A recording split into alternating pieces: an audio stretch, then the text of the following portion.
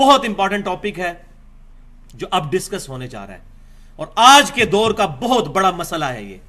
اس کی بنیاد کے اوپر لوگ گمراہی کے اندر گھرے ہوئے ہیں، اور وہ یہ ہے کہ کیا کلمہ گو مسلمان بھی شرک کر سکتا ہے؟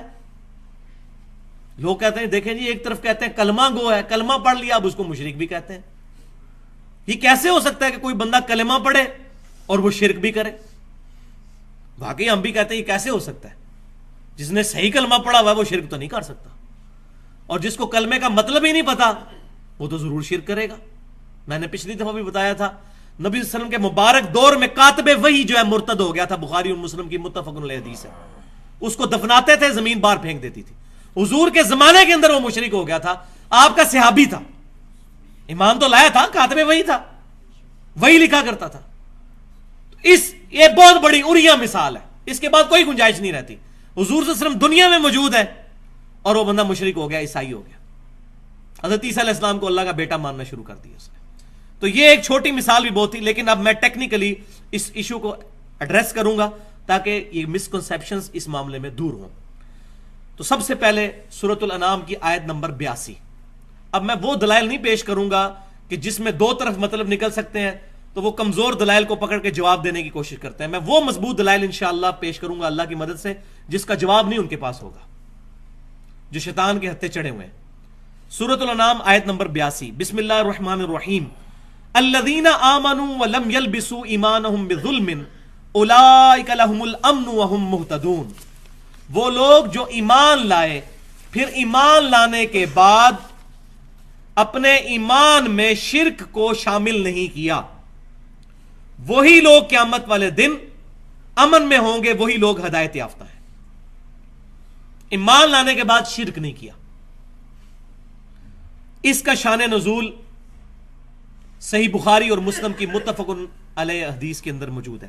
عبداللہ بن مسعود رضی اللہ تعالیٰ عنہ کہتے ہیں جب یہ آیت نازل ہوئی ہم بڑے پریشان ہوئے کہ یا رسول اللہ صلی اللہ علیہ وسلم، اس آیت میں آیا کہ جو شخص ایمان لایا اور ایمان لانے کے بعد اپنے ایمان میں ظلم کو شامل نہ کیا تو وہ شخص قیامت والے دن عمل میں ہوگا، ہدایت پر ہوگا. تو یہ ظلم کا جو لفظ آیا ہے، ظلم تو عام معنوں میں تو گناہ میں آتا ہے. ربنا ظلمنا انفسنا، اے رب ہمارے ہم نے اپنی جانوں پر ظلم کیا، گناہ کیا. تو یا رسول اللہ صلی اللہ علیہ وسلم کیا قیامت والے دن کوئی بھی امن میں نہیں ہوگا؟ کیونکہ کوئی شخص ایسا نہیں جس سے گناہ نہ ہو.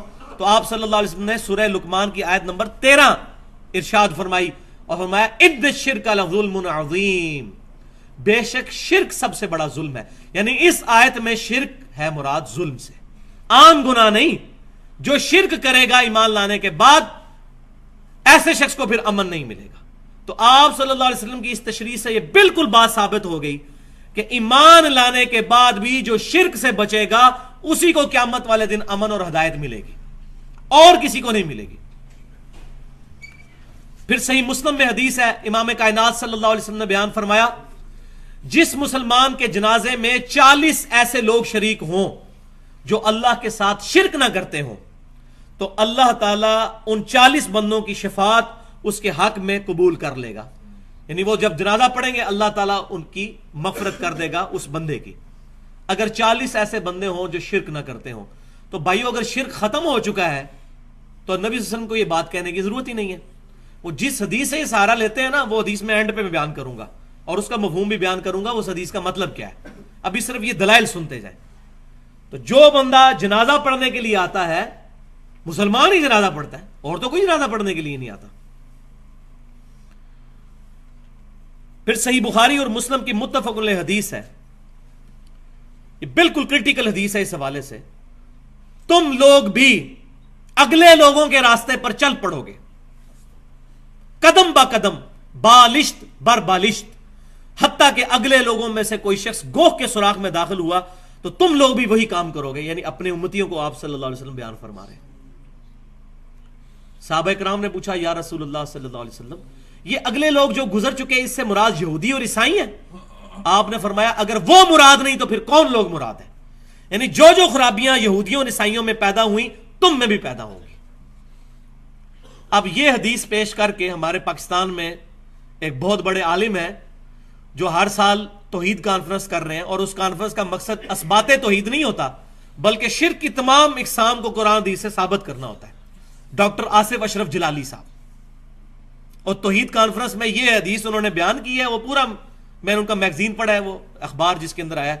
وہ کہتے ہیں جی یہ جو حدیث ہے نا، تم بھی اگلے لوگوں کے راستے پہ چل پڑو گے، اس سے مراد یہ نہیں ہے کہ یہود و نصارہ کی طرح یہ امت شرک کرنا شروع کر دے گی. اس سے مراد یہ ہے کہ یہ جس طرح انگریز فیشن کریں گے، یہود و نصارہ جو لباس پہنتے ہیں، مسلمان بھی وہی لباس پہننا شروع کر دیں گے، وہی حرکتیں شروع کر دیں. عقیدے کی بات نہیں ہو رہی، حالانکہ اس حدیث میں تو ایسی بات کوئی نہیں ہے، کیٹاگوریکل مینشن ہے، مطلقاً ہے. لیکن وہ کہتے ہیں اس سے مراد یہ ہے. For the sake of argument ہم ایگری کرتے ہیں. لیکن بھائیو الحمدللہ کتب احادیث کے اندر اس حدیث کا موقع اور محل بھی، شان فرمان بھی موجود ہے کہ کس جگہ پر آپ نے یہ بات ارشاد فرمائی تھی. وہ جامعہ ترمذی کے اندر صحیح سند کے ساتھ حدیث موجود ہے. ابو واقد رضی اللہ تعالیٰ عنہ کہتے ہیں جب ہم غزوہ حنین کے لیے جا رہے تھے تو راستے میں ایک درخت آیا جس کو ذات انوات کہا جاتا تھا، جس پر مشرکین جنگ میں فتح کے لیے برکت کے طور پر اپنا اسلحہ لٹکایا کرتے تھے. تو صحابہ کرام میں سے کچھ نے عرض کیا یا رسول اللہ صلی اللہ علیہ وسلم، آپ بھی ہمارے لیے کوئی ایسا درخت مقرر فرما دیں جہاں پر ہم اپنا اسلحہ لٹکا لیا کریں برکت کے لیے، جس طرح یہ مشرکین کرتے ہیں.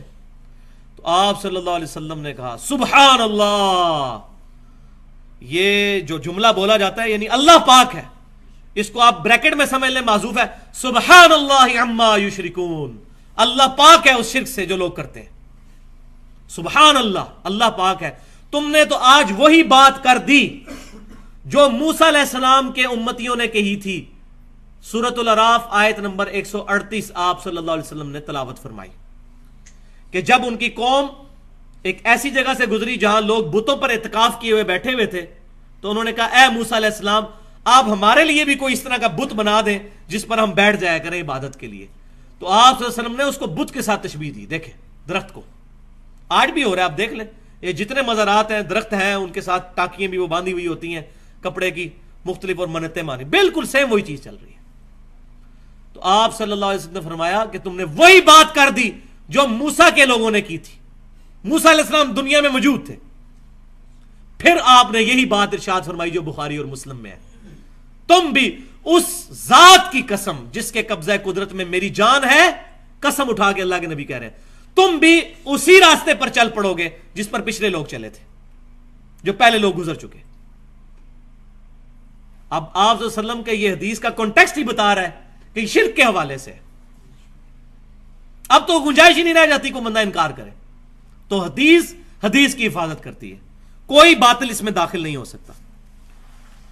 پھر صحیح بخاری اور مسلم کی متفق علیہ حدیث ہے، سیدہ عائشہ کہتی ہیں حضور صلی اللہ علیہ وسلم کے بیماری کے دن تھے آخری، اور حضور کی دو بیویاں بیٹھ کے گفتگو کر رہی ہیں، ام سلمہ اور ام حبیبہ رضی اللہ تعالی عنہن، کہ جب ہم حبشہ گئے تھے ہم نے ماریا نام کا ایک گرجا دیکھا تھا جہاں بہت تصویریں لٹکی ہوئی تھی. تو نبی صلی اللہ علیہ وسلم جلال میں آئے، آپ صلی اللہ علیہ وسلم نے فرمایا یہی تو ان لوگوں میں خرابی تھی، جب ان میں کوئی نیک آدمی فوت ہو جاتا تھا تو وہ اس کی قبر پر مسجد بنا لیتے تھے، پھر وہاں اس کی تصویریں لٹکا لیتے تھے اور وہاں پر سجدے شروع کر دیتے تھے. قیامت والے دن اللہ کے حضور بدترین مخلوق ہوں گے یہ لوگ، بدترین مخلوق، والعیاذ باللہ. یہ بخاری اور مسلم کی متفق علیہ حدیث ہے. پھر صحیح مسلم کی حدیث ہے، یہ ہمارا پورا ریسرچ پیپر اس پہ چھپ چکا ہے، رسول اللہ کی آخری وصیت ہے، وہ انشاءاللہ ربیع الاول پہ ایڈریس بھی کریں گے اس کو ڈیٹیل کے ساتھ، کہ آپ صلی اللہ علیہ وسلم نے وفات سے 5 دن پہلے، صحیح مسلم کے الفاظ ہیں، جندب رضی اللہ تعالیٰ عنہ کہتے ہیں 5 دن پہلے حضور نے ہمیں ایک بات ارشاد فرمائی، دیکھنا تم سے پہلے جو لوگ تھے ان میں کوئی نیک آدمی فوت ہو جاتا تھا، لوگ اس کی قبر پہ سجدے شروع کر دیتے تھے، خبردار میں تمہیں منع کرتا ہوں یہ بات نہ کرنا.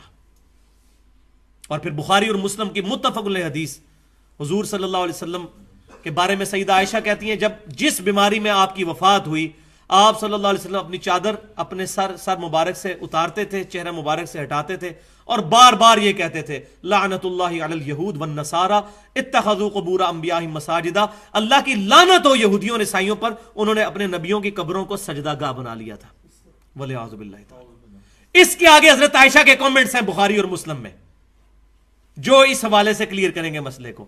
سیدہ عائشہ کہتی ہیں اگر ہمیں یہ ڈر نہ ہوتا کہ لوگ رسول اللہ کی قبر پر سجدے شروع کر دیں گے تو ہم آپ صلی اللہ علیہ وسلم کی قبر مبارک کو زائرین کی زیارت کے لیے عام کھول دیتے، لیکن ہمیں ڈر تھا، اور حضور صلی اللہ علیہ وسلم بھی ہمیں اسی بات سے ڈرا رہے تھے۔ حضرت عائشہ کو تو ڈر تھا شرک کا، پاکستان کے مولوی کو 1400 سال بعد کوئی ڈر ہی نہیں ہے۔ ان سے زیادہ کون نبی صلی اللہ علیہ وسلم کی باتوں کا فہم رکھنے والا تھا؟ پھر مسند امام احمد کے اندر صحیح سند کے ساتھ حدیث موجود ہے، نبی صلی اللہ علیہ وسلم نے دعا فرمائی اللہم لا تجعل قبری وثنا یعبد، اے اللہ میری قبر کو وہ بت نہ بننے دینا کہ لوگ اسے پوجنا شروع کر دیں۔ والعیاذ باللہ تعالی، وثن کا لفظ بت نہ بننے دینا، یعنی جس کو پوجا جائے گا وہ بت ہے، چاہے قبر ہو یا پتھر ہو یا درخت ہو، میری قبر کو بت نہ بننے دینا۔ تو یہ احادیث تھیں جو بالکل یہ بات کلیئر کرتی ہیں کہ آپ صلی اللہ علیہ وسلم کو بھی خدشہ تھا، صحابہ کرام کو بھی خدشہ تھا۔ پھر صحیح بخاری کے اندر نبی صلی اللہ علیہ وسلم کا یہ فرمان بھی موجود ہے، دیکھنا میری شان کو اس طرح بلند نہ کرنا جس طرح عیسائیوں نے، نصارہ نے اپنے نبی کی شان کو بلند کر دیا تھا، میں اللہ کا بندہ اور اس کا رسول ہوں، مجھے اللہ کا بندہ اور اس کا رسول ہی کہنا۔ آپ وسلم کو کیوں ٹینشن تھی؟ وہ آج پتہ چل رہا ہے ہمیں، جب ہمیں مسجد سے سننے کو ملتا ہے نور من نور اللہ، اللہ کے نور میں سے نکلا ہوا نور، اور اللہ کہہ رہا ہے لم یلد ولم یولد، اللہ میں سے نہ کوئی نکلا نہ اللہ کسی میں سے نکلا۔ یہ صحیح ترجمہ ہے اس کا، بالکل اپروپریٹ ٹرانسلیشن، نور من نور اللہ۔ وہی یہود و نصارہ والے کام شروع ہو گئے یہاں پر بھی، اللہ تعالی ہمیں محفوظ کرے۔ اب ہم اس آخری بات کی طرف آتے ہیں کہ یہ امت خوش نصیب امت ہے اس حوالے سے کہ اللہ تعالیٰ نے اس امت کے ایک گروہ کو قیامت تک کے لیے شرک سے محفوظ کر دیا، ایک گروہ کو۔ وہ جو حدیث پیش کرتے ہیں وہ اب آپ سن لیں۔ صحیح بخاری اور مسلم کی متفق علیہ حدیث ہے کہ آپ صلی اللہ علیہ وسلم نے غزوہ احد کے جو شہداء تھے ان پر 8 سال کے بعد نماز جنازہ پڑھی، اپنی وفات سے چند دن پہلے قبر پہ جا کے۔ پھر آپ صلی اللہ علیہ وسلم نے وہاں ایک خطبہ دیا جس میں آپ صلی اللہ علیہ وسلم نے فرمایا مجھے تمہارے بارے میں شرک کا خدشہ نہیں ہے، البتہ مجھے یہ ڈر ہے کہ تم دنیا کے مال کے اندر دنیا میں رغبت کرنا شروع کر دو گے۔ اس حدیث کو پیش کر کے کہتے ہیں کہ آپ صلی اللہ علیہ وسلم نے چونکہ فرما دیا کہ مجھے شرک کا خدشہ نہیں ہے، لہذا شرک بالکل ختم ہو گیا۔ تو پہلی بات یہ ہے کہ اس خطبے کے بعد وہ حدیث آتی ہے جو آپ صلی اللہ علیہ وسلم کی وفات سے جسٹ پہلے بستر مرگ پر ہے کہ اللہ کی لعنت ہو یہود و نصارہ پر، انہوں نے اپنے نبیوں کی قبروں کو سجدہ گاہ بنا لیا تھا، اور حضرت عائشہ کہہ رہی ہیں کہ رسول اللہ صلی اللہ علیہ وسلم ہمیں ڈرا رہے تھے کہ یہ کام نہ کرنا۔ اگر اللہ نے آپ کو گارنٹی دے دی تھی کہ امت شرک نہیں کرے گی تو حضور کو ڈرانے کی کیا ضرورت تھی؟ کیا اللہ تعالیٰ پر ایمان نہیں تھا نبی صلی اللہ علیہ وسلم کا؟ نعوذ باللہ، ان سے بڑھ کر کون کامل الایمان ہو سکتا ہے؟ وہ مطلب جو لیا گیا اس حدیث سے وہ یہ نہیں ہے۔ یہ آپ اس حدیث کو غور سے سنیں کہ مجھے تم سے خدشہ نہیں شرک کا، یہ پرٹیکولر خطاب ہے اس گروہ کے ساتھ جو گروہ قیامت تک شرک سے محفوظ رہے گا۔ اس زمانے میں وہ گروہ صحابہ کرام پر مشتمل تھا، اور پھر قیامت تک انہی کے پیٹرن پر مان علی و اصحابی کے تحت ایک گروہ شرک سے محفوظ رہے گا۔ صحابہ کرام علیہم رضوان اس زمانے میں اس امت کے ریپریزنٹیٹو تھے، اس وقت کوئی فرقے نہیں بنے ہوئے تھے۔ پھر انہی کے پیٹرن پر ایک گروہ قیامت تک حق پر قائم رہے گا، اور یہ میں بات اپنی طرف سے نہیں کر رہا، یہ بخاری اور مسلم کی متفق علیہ حدیث ہے کہ آپ صلی اللہ علیہ وسلم نے فرمایا میری امت کا ایک گروہ قیامت تک حق پر قائم رہے گا، کوئی نقصان پہنچانے والا ان کو نقصان نہیں پہنچا سکے گا، وہ غالب رہیں گے علمی دلائل کے اوپر، ویسے نہیں، علمی دلائل کے اوپر، حتیٰ کہ قیامت آ جائے گی۔ ایک گروہ، اس ایک گروہ کے بارے میں بشارت ہے وہ شرک نہیں کرے گا۔ بنی اسرائیل میں تو سارے کے سارے گروہ شرک میں مبتلا ہو گئے، لیکن یہ امت توحید ہے، اس کا ایک گروہ قیامت تک حق پر قائم رہے گا۔ اور یہی جو حدیث بخاری اور مسلم کی ہے، اس کا بھی آپ شان ارشاد اگر پڑھ لیں سنن ابی داؤد کے اندر، اس کے اندر موجود ہے پوری حدیث، ترمذی میں بھی ابو داؤد میں بھی، کہ نبی صلی اللہ علیہ وسلم نے فرمایا قیامت اس وقت تک قائم نہیں ہوگی جب تک میری امت میں سے کچھ قبائل مشرکین میں سے نہ جا ملے اور دوبارہ سے بتوں کی پوجا نہ شروع کر دیں۔ یہ واضح الفاظ۔ پھر آپ ساتھ ہی فرما رہے ہیں بتوں کی پوجا شروع ہو جائے گی اور میرے بعد 30 جھوٹے دجال پیدا ہوں گے جن میں سے ہر شخص یہ دعویٰ کرے گا میں اللہ کا نبی ہوں، حالانکہ انا خاتم النبیین لا نبی بعدی، میں خاتم النبیین ہوں، میرے بعد کوئی نبی نہیں۔ اور پھر آپ نے فرمایا اس کے بعد کہ میری امت کا ایک گروہ قیامت تک حق پر قائم رہے گا، کوئی نقصان پہنچانے والا اس کو نقصان نہیں پہنچا سکے گا۔ اب اس آیت، اس حدیث کا بھی شان ارشاد پتہ چل گیا کہ کس موقع پہ آپ نے فرمایا تھا۔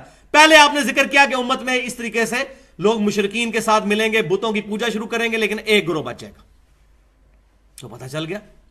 سنن ابی داؤد کے اندر حدیث ہے کہ آپ صلی اللہ علیہ وسلم نے فرمایا کہ 72 فرقے میری امت کے دوزخ میں جائیں گے۔ تو دوزخ میں کیوں جا رہے ہوں گے وہ؟ مسلمانوں کے فرقے، غیر مسلموں کو چھوڑ دیں۔ قادیانی فرقہ کہاں سے نکلا ہے؟ مسلمانوں میں سے۔ حلولیہ کہاں سے نکلے ہیں؟ مسلمانوں میں سے بھی۔ یہ لوگ شرک نہیں کر رہے؟ تو یہ حدیث بالکل آؤٹ آف کنٹیکسٹ پیش کی جاتی ہے۔ اس کا مفہوم صرف یہ ہے کہ میری امت ایز اے ہول، پوری امت گمراہ نہیں ہوگی جس طرح بنی اسرائیل ہو گئی تھی، ایک گروہ یہاں پر حق پر قائم رہے گا۔ اور وہ المستدرک للحاکم میں صحیح سند کے ساتھ حدیث موجود ہے، آپ صلی اللہ علیہ وسلم نے فرمایا کہ میری پوری امت کبھی بھی گمراہی پر جمع نہیں ہوگی، کبھی بھی ایسا نہیں ہوگا، ایک گروہ اختلاف کرتا رہے گا، ضرور حق پر قائم رہے گا۔